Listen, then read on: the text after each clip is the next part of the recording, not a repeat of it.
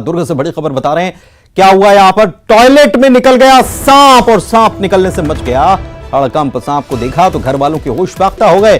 अहिवारा के ग्राम अहेरी की यह घटना है। घर वालों की सूचना के बाद सांप को रेस्क्यू किया गया और स्नेक कैचर ने सांप को सुरक्षित पकड़कर सुरक्षित स्थान पर छोड़ भी दिया। नंदनी थाना क्षेत्र की यह घटना, बारिश का मौसम है और ऐसे में बारिश के मौसम में सांपों के निकलने का सिलसिला बहुत देखने में आता है। और दुर्ग से ये खबर आपको हम बता रहे हैं। छत्तीसगढ़ के कुछ इलाके तो ऐसे हैं वहां पर सांप बहुतायत में होते हैं, जैसे कोरबा हुआ, लेकिन ये दुर्ग से मामला सामने आया और ये टॉयलेट में से सांप निकला। तो आप समझ सकते हैं कि क्या कैसी गंभीर स्थिति हो सकती थी।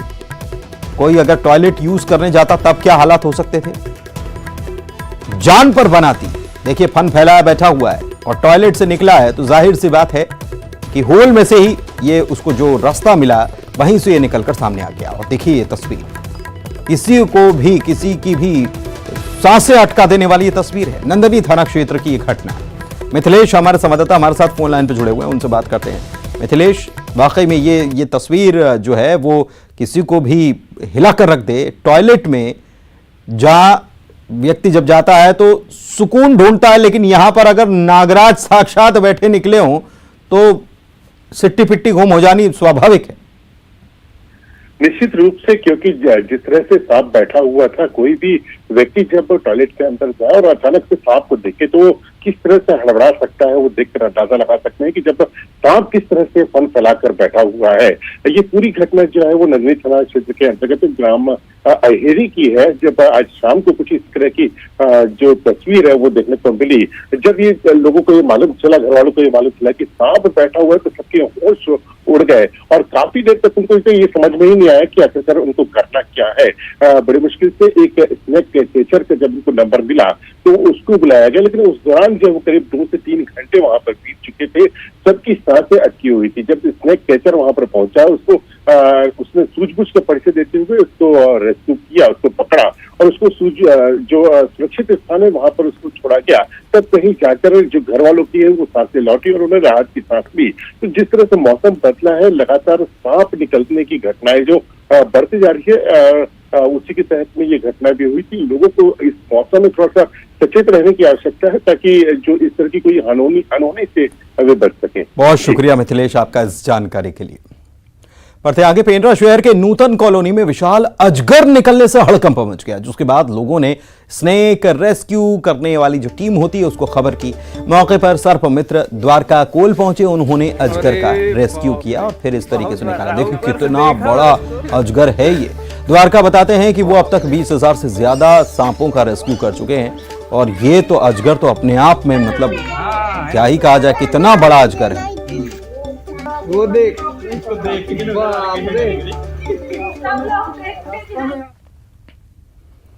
चलिए बढ़ते आगे। मुंगेली से खबर आपको बता दें, महिला की हत्या कर दी गई, निर्ममता से हत्या की गई। पुरानी रंजिश में हत्या की आशंका जताई गई है। आरोपी का नाम शिवशंकर लोधी है। पुलिस ने उसे हिरासत में ले लिया है। कुछ महीने पहले ही दुष्कर्म के मामले में ये हत्यारा जो है ये सजा काटकर लौटा है और उसके बाद इस वारदात को उसने अंजाम दे डाला। पथरिया थाने के परसदा का घटना।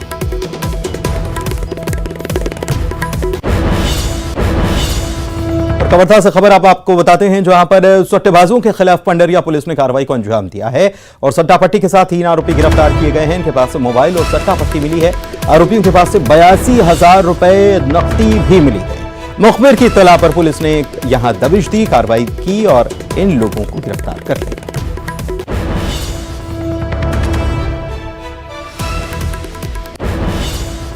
राजधानी रायपुर से खबर आपको बता देते हैं, मुख्यमंत्री का कल का कार्यक्रम क्या रहने वाला। सीएम भूपेश बघेल कल दरअसल सौगात देने वाले हैं। बेरोजगार युवाओं को कल सीएम सौगात देने वाले हैं। बेरोजगारी भत्ते के तहत 31 करोड़ 71 लाख रुपए की रकम ट्रांसफर की जाएगी। 1,22,625 युवाओं को यह रकम ट्रांसफर की जाएगी। अब तक 80 करोड़ 72 लाख 30 हजार रुपए ट्रांसफर किए जा चुके हैं और बेरोजगारी भत्ते के तहत एक बार फिर से यह रकम ट्रांसफर की जानी। 31 करोड़ से ज्यादा की रकम 1,22,000 से ज्यादा युवाओं को यह ट्रांसफर की जाएगी मुख्यमंत्री के हाथ।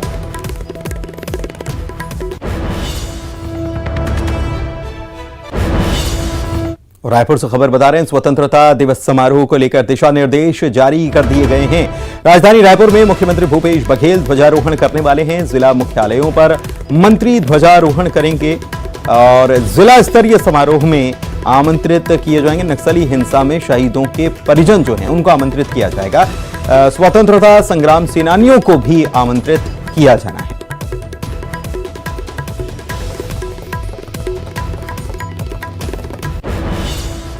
एक और बात से खबर आपको बता रहे हैं, जहां पर गेवरा में किसानों से अधिकारियों ने आज मुलाकात की है। रोजगार, बसावट, जमीन वापसी समेत किसानों की कुल 11 मांगे हैं।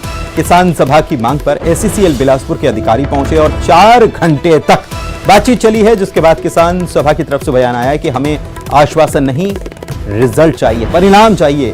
बातचीत तो करिए लेकिन परिणाम भी दीजिए, केवल आश्वासन मत दीजिए। किसान सभा ने सीएमडी के नाम ज्ञापन भी दिया और मांगे अगर पूरी नहीं हुई तो यह भी कह दिया कि हम आंदोलन करने वाले हैं। भू विस्थापितों ने बंद का ऐलान भी कर दिया कि 11 अगस्त को कुसमुंडा खदान को बंद रखा जाएगा और 17 अगस्त को गेवरा खदान और कार्यालय को बंद रखा जाएगा। इस बात की घोषणा भी कर दी है, क्योंकि इनका यह कहना है कि इन्हें आश्वासन नहीं, कोई रिजल्ट चाहिए, नतीजे चाहिए, परिणाम चाहिए। यह कह दिया उन लोगों ने। 4 घंटे तक अधिकारी पहुंचे थे, एससीसीएल बिलासपुर के अधिकारी, और 4 घंटे तक किसान सभा के बीच और इन लोगों के बीच बातचीत हुई। लेकिन इनका यह कहना है कि आश्वासन नहीं चाहिए, परिणाम चाहिए। रोजगार, बसावट, जमीन वापसी समेत कुल 11 मांगे इनकी।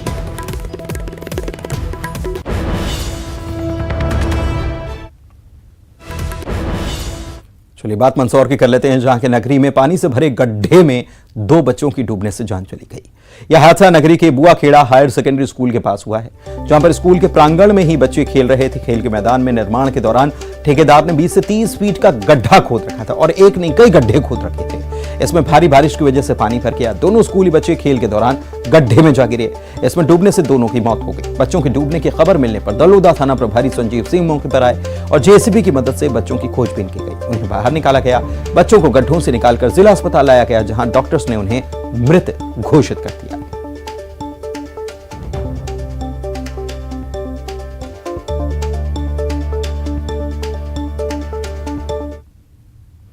भिंड जिले के मिहोना थाना क्षेत्र में सरसों तेल से भरा हुआ टैंकर पलट गया। इसके बाद यहां लोगों में इस तेल को लूटने की होड़ मच गई। यह हादसा मिहोना थाना क्षेत्र के बालाजी सूर्य मंदिर के पास हुआ, जहां पर नेशनल हाईवे पर सामने से आ रहे ऑटो को बचाने के चक्कर में टैंकर का संतुलन बिगड़ा और वो सड़क के किनारे बने गड्ढे में पलट गया। गनीमत रही कि टैंकर का चालक और कंडक्टर समय रहते टैंकर से बाहर निकल गए। उधर टैंकर पलटते ही लोगों में सरसों तेल लूटने की होड़ मच गई। मौके पर पुलिस पहुंची। पुलिस ने तेल लूट रही भीड़ को भगाने की कोशिश की। इसके लिए पुलिस को बल प्रयोग भी करना पड़ा। लेकिन इस बीच अगर इस टैंकर में आग लग जाती तो फिर कितना बड़ा हादसा हो जाता, इसको समझा जा सकता है। टैंकर है जो मुरैना से बंगाल के लिए निकला है सरसों का तेल लेकर। ये अपने बालाजी मंदिर के निकट पर ये पलट गया और नाले में पानी मिला, सरसों का तेल है, जनता मान नहीं रही है जी। गंदा सा तेल भर के भी घर ले जाने के लिए मान रही है। पुलिस उनको समझा रही है कि तेल किसी काम का नहीं है। तो कृपया आप लोग भी मदद करें कि यहाँ भीड़ न लगाए और यातायात को सुचारू रूप से चलने दें और ये गंदा तेल ना भरे। ये सामने से डंपर आ रहा था, डंपर वाले ने साइड दबा दी, आगे ऑटो चल रहा था तो ऑटो के बचाने के चक्कर के अंदर इधर नीचे उतारते 2 पलटी खा गई। की लापरवाही के चलते किसान को अपनी जान से हाथ धोना पड़ गया। सरदारपुर के किसान मुकेश के खेत में पिछले कुछ दिनों से बिजली का पोल गिरा हुआ था, जिसकी सूचना उसने बिजली विभाग के अधिकारियों को दे रखी थी, लेकिन वहां से बिजली का पोल हटाया नहीं गया, जिसमें करंट भी दौड़ रहा था। इस दौरान अपने खेत पर किसान करंट की चपेट में आ गया और उसकी मौके पर जान चली गई। हादसे के बाद गुस्साए ग्रामीणों ने इंदौर अहमदाबाद सड़क पर शव रखकर जाम कर दिया। मामले की खबर सरदारपुर विधायक प्रताप ग्रेवाल और स्थानीय अधिकारी को मिली तो वो मौके पर आए। मृतक के परिजनों को मुआवजा देने का आश्वासन देकर जाम खुलवा दिया गया। यहाँ से इसको एमपी भी ले जाते हैं, उनको मुआवजा मिल रहा है। आज प्रधानमंत्री मोदी ने मन की बात कार्यक्रम में उज्जैन के त्रिवेणी संग्रहालय की बात की। महाकाल मंदिर के पास ही स्थित त्रिवेणी संग्रहालय में 18 पुराण गाथा पर बनने वाली पेंटिंग लगाई जानी है। इसका प्रधानमंत्री ने अपने मन की बात के कार्यक्रम में जिक्र किया और मन की बात के 103वें एपिसोड में उन्होंने कहा कि इन दिनों उज्जैन में पेंटिंग बनाने का काम चल रहा है। जहां पर देश भर के 18 कलाकार पुराणों पर आधारित आकर्षक चित्र कथाएं बना रहे हैं और ये चित्र बूंदी शैली, नाथ द्वारा शैली, पहाड़ी शैली समेत कई विशिष्ट शैलियों में उज्जैन के त्रिवेणी संग्रहालय में प्रदर्शित की जाएंगी। कुछ समय बाद जब आप उज्जैन जाएंगे तो महाकाल महालोक के साथ एक और दिव्य स्थान के दर्शन कर पाएंगे। 18 पुराण गाथा पर आधारित दुर्लभ पेंटिंग देख पाएंगे। उज्जैन त्रिवेणी संग्रहालय के प्रबंधक गौरव तिवारी ने इस मुद्दे पर न्यूज 18 से खास बातचीत भी की।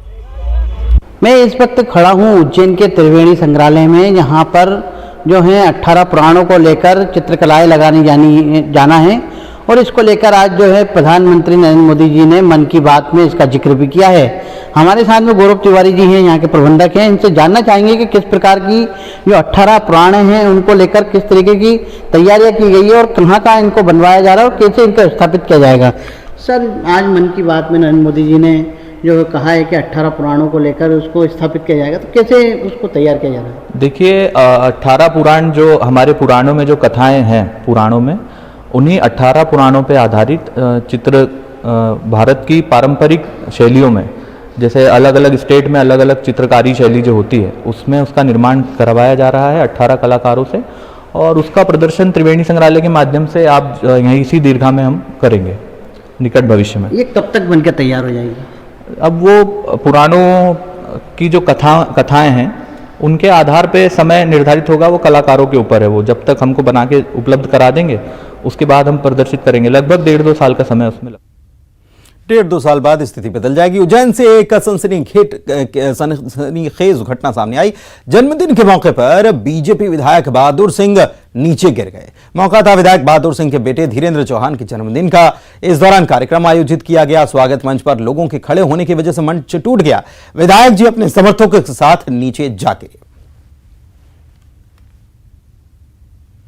और वक्त एक ब्रेक का हो चला है।